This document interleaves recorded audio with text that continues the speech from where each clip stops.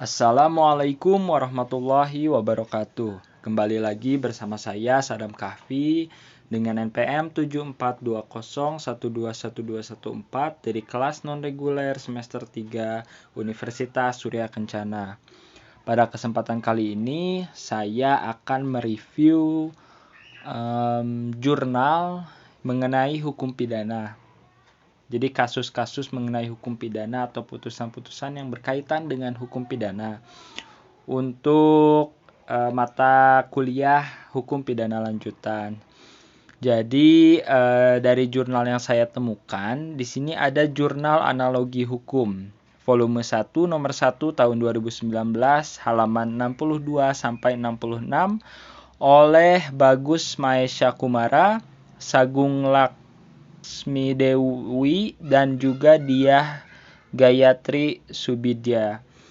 Jadi pada jurnal ini membahas mengenai penahanan anak yang melakukan tindak pidana pencurian dengan kekerasan dengan ada studi kasus nomornya nomor 6 pidana kasus anak 2017 Pengadilan Negeri DPS atau Denpasar. Nah, jadi pada jurnal ini membahas tindak pidana yang dilakukan oleh anak-anak dan juga ada contoh kasusnya yang diusut dalam jurnal ini yaitu pencurian kekerasan oleh anak-anak yang sekarang putusan hakim itu telah dijatuhi hukuman kepada terdakwanya itu ada 2 orang anak masing-masing 1 tahun. Nah, akan tetapi bagaimana sih pertimbangan dan metodenya? Jadi seperti yang sudah kita ketahui ya, di Indonesia ini ada undang-undang tentang SPPA atau Sistem Peradilan Pidana Anak. Jadi undang-undang SPPA ini merupakan pengganti undang-undang tentang pengadilan anak ya yang pada sebelumnya yang telah dianggap bisa lebih baik daripada undang-undang tentang pengadilan anak ini. Jadi yang perlu digarisbawahi untuk pengadilan anak ini seperti yang kita ketahui pengadilan anak dan anak-anak Indonesia itu merupakan cikal bakal untuk penerus bangsa kita. Jadi pada dasarnya undang-undang ini berdasarkan kepada hal tersebut dan juga bahwa hak anak itu adalah untuk belajar dan juga bermain dalam tumbuh berkembangnya. Nah, bagaimana sih sistem peradilan pidana anak di Indonesia ini dalam kasus pencurian dengan kekerasan. Jadi untuk pencurian dalam kekerasan ini sudah diatur dalam KUHP pada pasal 365 yaitu terdapat dalam buku 2 KUHP ya mengenai suatu kejahatan, tindak pidana kejahatan.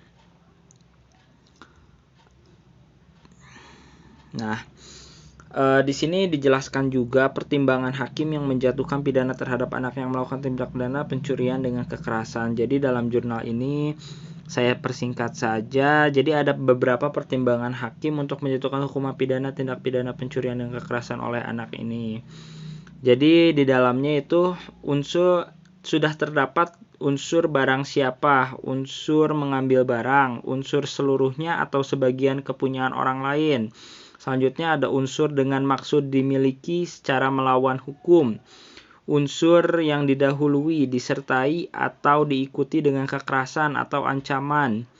Kekerasan terhadap orang dengan maksud akan menyiapkan atau memudahkan pencurian itu atau jika tertangkap tangan supaya ada kesempatan bagi dirinya sendiri atau bagi kawannya yang turut melakukan kejahatan itu akan melarikan diri atau supaya barang yang dicuri itu tetap ada di tangannya. Nah, unsur selanjutnya yang terakhir itu ada unsur yang dilakukan di jalan umum yang dilakukan oleh 2 orang atau lebih secara bersama-sama. Jadi itu tetap menjadi dasar pertimbangan hakim dalam menjatuhkan hukuman kepada anak.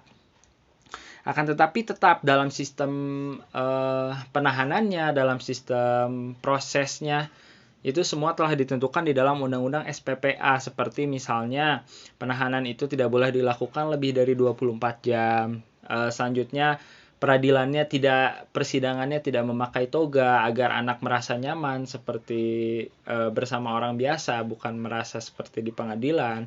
Selanjutnya anak-anak tetap diberikan akses sosial, misalkan seperti itu, tidak sama seperti orang dewasa. Nah, dalam perkara ini akhirnya hakim juga memberikan hukuman yang lebih ringan daripada jaksa penuntut umum. Dalam menuntut tuntutan jaksa penuntut umum ini, terdakwa anak 1 dan terdakwa anak 2 dijatuhkan pidana penjara masing-masing 1 tahun dikurang selama anak di dalam tahanan, sementara dengan perintah anak tetap ditahan.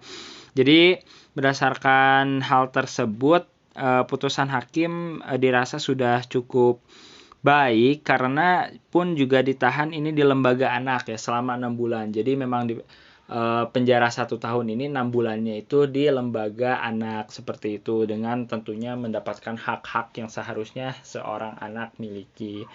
Mungkin hanya sekian yang dapat saya review dari jurnal ini. Terima kasih atas perhatiannya. Assalamualaikum warahmatullahi wabarakatuh.